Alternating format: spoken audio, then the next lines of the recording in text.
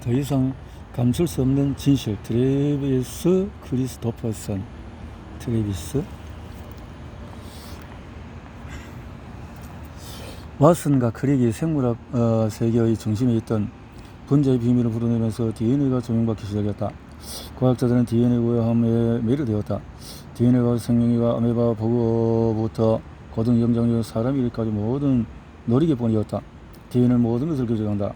인간은 명 짧은 실험 대상일 뿐이고 제정된 암호가 주어진 환경에서 잘 수행되고 있는지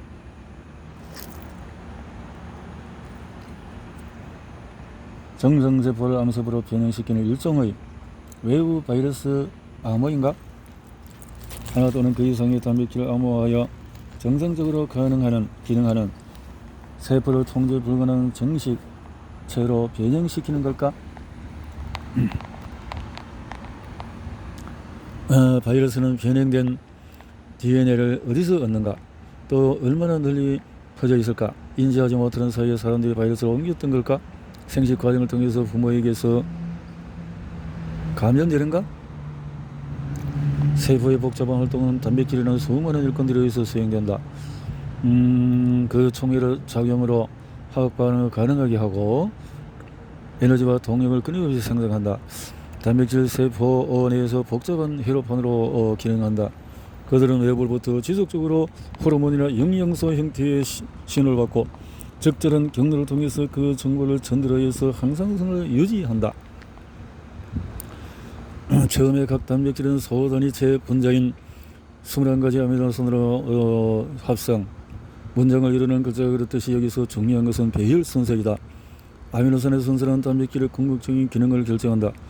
선형의 단백질은 아미노산의 순서에 따라서 세포외막의 인슐린 수용체가 될 수도 있고 인슐린이 될 수도 있다.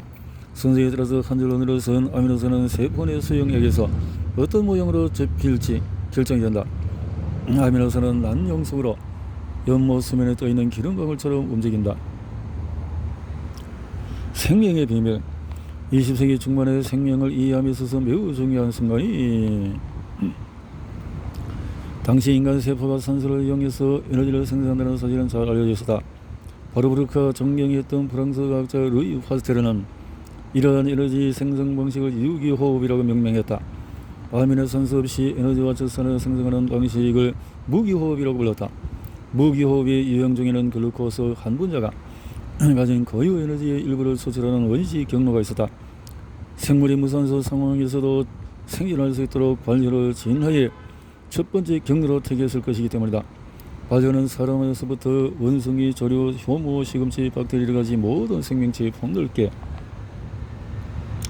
유기체가 진화의 사다리를 타고 복잡성과 분할을 향해 올라가는 과정에서 호기성 에너지 대사가 주도권을 잡았다. 호기성. 자, 이렇게 근육과 특정 세포는 산소가 없거나 근육에 과량의 에너지가 필요할 때 일시적이지만 무산소 조건에서 젖산만으로 에너지를 생성할 수 있다. 요형산소가 생기거나 근육이 활동을 멈출 경우 세포는 효율적인 호기성 에너지 생성 방식을 또 재개한다. 제이턴 라우스는 어머니로부터 많은 영향을 받았다. 1902년 그는 존스 홉킨스 의대 2학년 라우스는 어머니에서 얼마나 많은 부분을 희생했는지 알고 있다. 그 어머니는 남편과 사별한 후에 텍사스에 있는 친정의 대저택으로 돌아가는 대신에 아들의 최상의 교육을 받을 수 있도록 벌티모어에 남았다. 그는 해부 파트너를 향해서 불어난 듯이 속삭였다.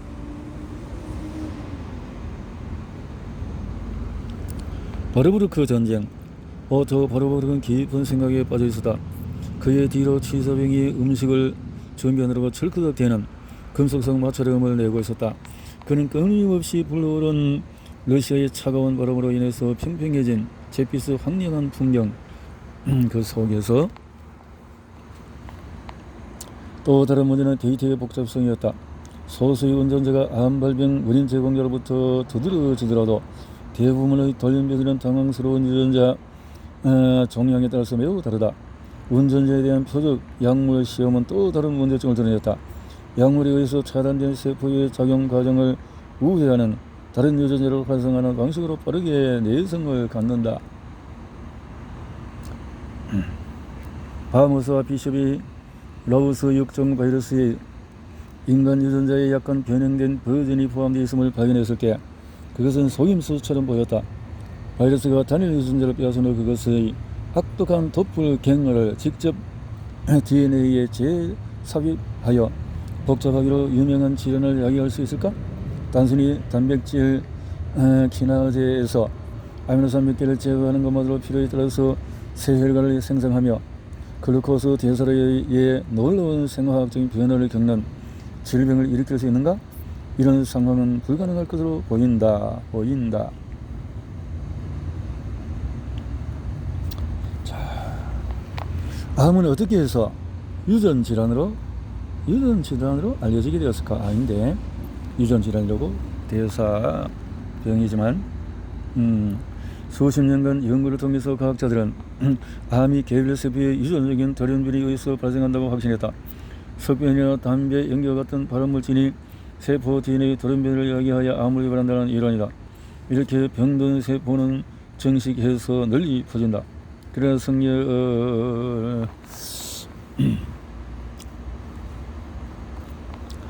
자연의 제약에 구속받지 않는 삶을 향한 여정이 꾸준히 이어졌고 인간의 자연적인 수명도 그 대상에 포함되었다. 과학자들은 더 헤이플릭은 노화를 문명화의 산물이라고 설명하며 노화란 불가피한 과정이 아닐 수 있다는 가능성에 문을 열었다. 노화를 변화시키거나 뒤로 미루는 아예 멈추게 할 수도 있을지도 모른다. 이 매력적인 가능성은 목표에 한계를 두지 않는 창조의 중심부에 노화를 밀어넣었다.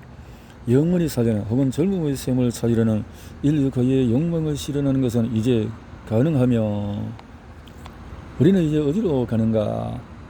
챕터 다음은 울프가 페르스에게 보낸 메일이다. 팀, 하는 일은 잘 되고 있지? 이건 내가 좋아하는 학자의 연구를 공부하는 석사 과정에서 쓴 건데 암의 발생에 대해서 비유전학적인 근거를 얘기하고 있어. 이 글을 블로그에 꼭 올리고 싶은데 진짜 좋은 내용이거든. 하지만 네가 가진 네트워크가 훨씬 넓으니까 나보다 더 많은 사람을 살릴 수 있을 것 같았어.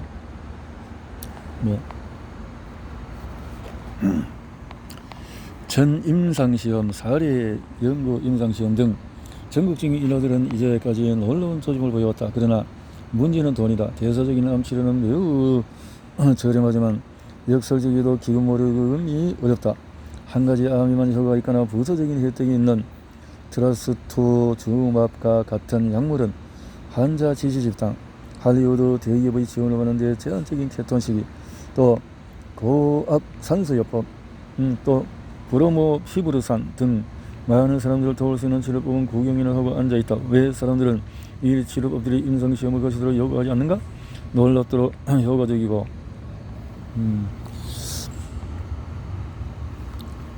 효과적이고 찰리 재단의 초창기에는 평탄한 줄만 알았어요. 획기적인 효과를 보이는 뇌전증 치료법을 대중에게 알리기만 하면 된다고 생겼죠. 하지만 안타깝게도 간단한 일은 아니었어요. 케톤 시기를 비방했던 미신은 모두 근거가 없는 것들이에요. 효과를 과학적으로 입증했고 장기 처방 드럼도 떨쳐냈어요. 영양사들이 아디노신 이런 부분에서 케톤에 대한 암 더 이상 감출 수 없는 진실은 과거 아이디어를 부활시키고 새로운 시각을 전달한다. 그리고 암 생물학의 기존 개념 확고한 신조를 모두 제거한다는 흔들림 없는 목표를 전달한다. 이 책을 통해 과학계와 의학계가 암의 대사적인 치료를 위해 덜 유독하고 더 저렴한 전략의 개발과 시험을 향해 나아가기를 바라며 우리 모두에게 큰 부담이었던 이 끔찍한 질병의 경로를 바꿀 수 있기를 바란다. 도미닉 다고 스티노 박사, 분자 양리 생리학 부교수이네요. 사우스 플로리다 대학교.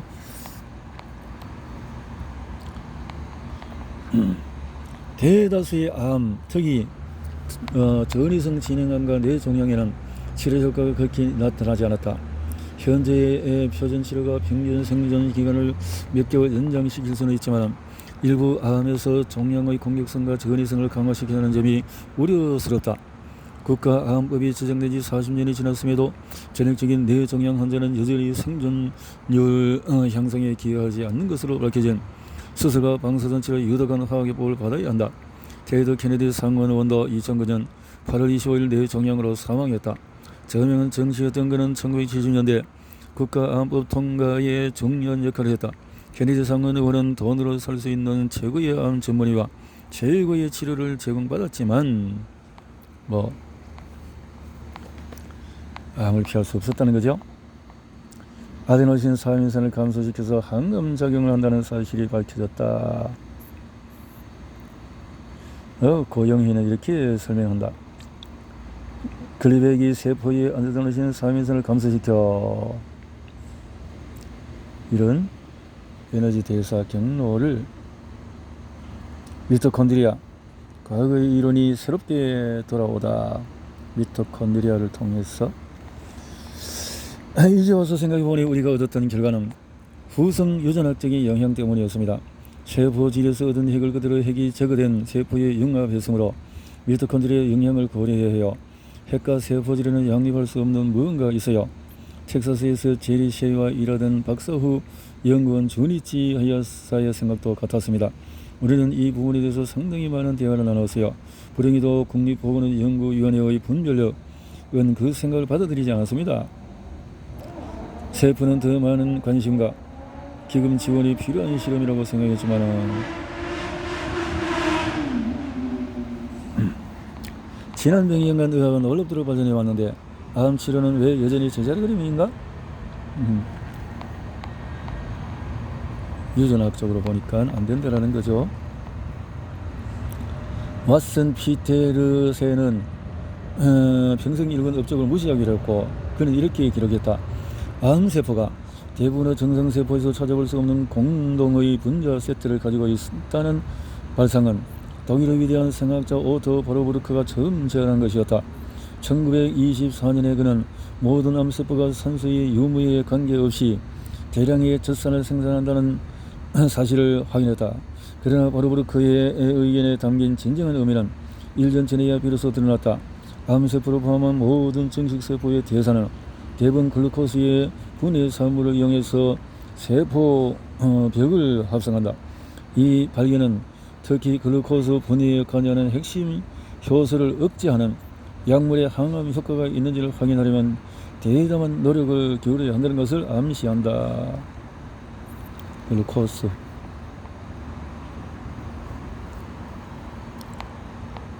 위험 부담 없이는 어떤 것도 할 수 없다. 그런 경우는 존재하지 않는다. 우리는 아무런 위험 부담 없이 길거리로 걷거나 아침에 일어날 수는 없다. 그러니까 할 수 있는 만큼은 하는 것이었다. 하지만 미친 짓을 해서는 안 된다. 우리는 지금까지 미쳐있다. 규제에 미친 것이다. 그들은 사람을 보호하기 위해서 애를 쓰고 있다. 그러나 무심코 사람들의 목숨을 앗아가는 상황에 놓였고 그러나 이것도 의도했던 결과는 아니다. 안타깝게도 우리는 인간일 뿐이며 또 합리적으로 암 환자를 치료할 수 있도록 FDA가 도와준다면 우리의 100배 더 빠른 진전을 이룰 수 있다는 것이 너무나 명백하다. 우리는 이것을 라이프리드 다고 선호에 따르면 대사요법의 기본은 제한적인 케톤식에서 시작이 된다. 제한적인 케톤식에는 암세포의 대사의 무리를 주어서 그들을 약화시키고 취약하게 만든다. 전 임상시험과 사례 연구에서 제한적인 케톤식에는 종양의 증식을 늦추는 것으로 나타났다. 케톤, 제한적 케톤식이 시행. 짧은 단체가 케톤 시기를 통해서 환자를 돕는다. 가장 좋은 것 중에서 하나는 찰리 재단인데 찰리 재단은 최근에 재단명을 소아내전증을 위한 찰리 재단, 케톤요법을 위한 찰리 재단으로 바꾸었다. 최근 들어서 암과 신경질 환자들이 케톤 시기 치료에 대한 요청이 증가했기 때문이다.